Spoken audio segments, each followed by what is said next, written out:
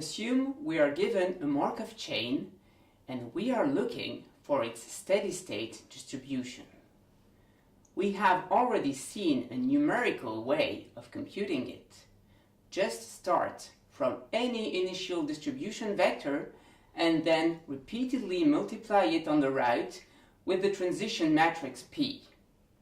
The problem is that this can be long and we do not know precisely when to stop iterating so that the values are close enough to the steady-state values.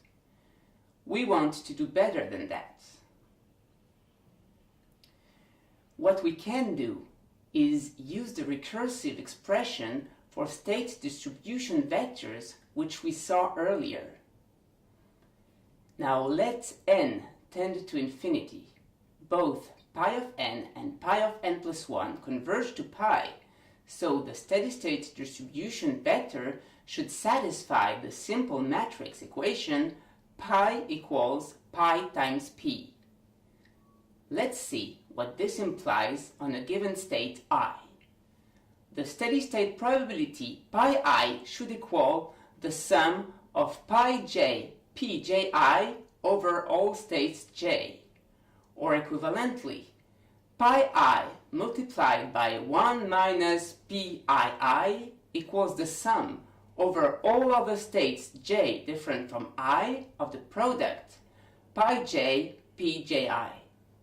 Finally, recalling that the terms in each row of the transition matrix add up to 1, the 1 minus pii can be replaced with the sum of pij over all states j different from I.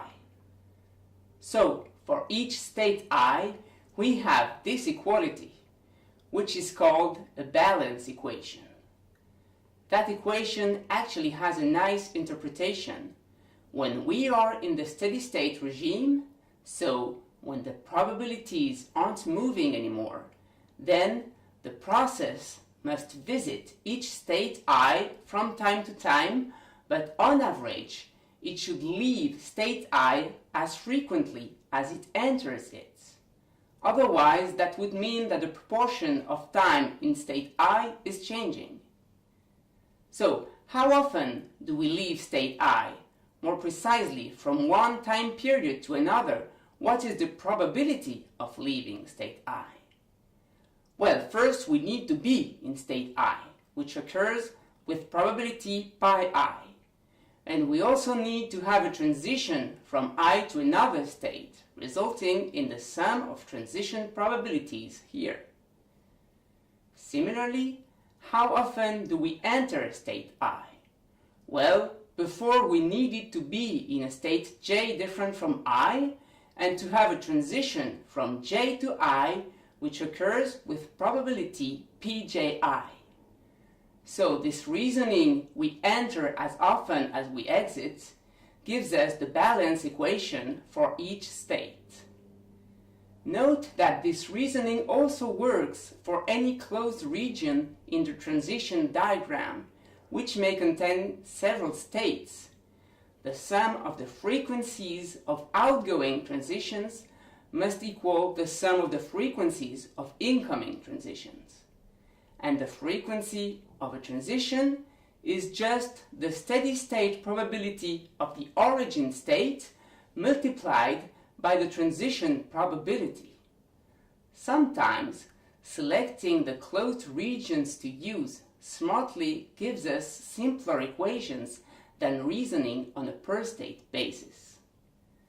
So, to summarize, either the matrix form pi equals pi's p, or certain balance equations give us relations verified by the steady-state probabilities. But those equations alone do not completely characterize pi, because if we have a solution pi and multiply it by a constant, then we obtain another solution to those equations.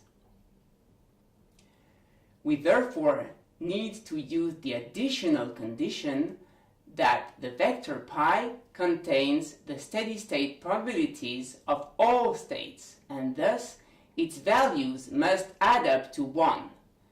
This new equation is called the normalization condition. This normalization condition, together with what we obtain from the balance equations, finally completely characterizes pi. We obtain a system with a unique solution, which is the steady-state distribution. Depending on the complexity of our Markov chain, we can compute this solution either analytically or numerically.